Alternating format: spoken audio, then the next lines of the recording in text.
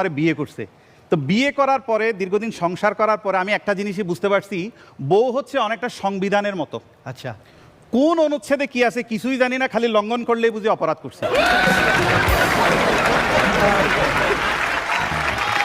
আমরা একটু সংবিধান পরিবর্তনের পক্ষে। আমরা সবাই মানুষের মুখে হাসি ফোটাবার জন্য আমরা কাজ করি।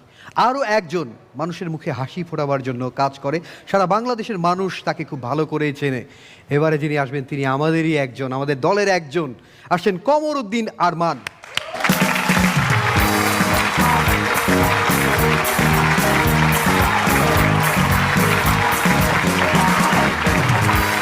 আসসালামু আলাইকুম।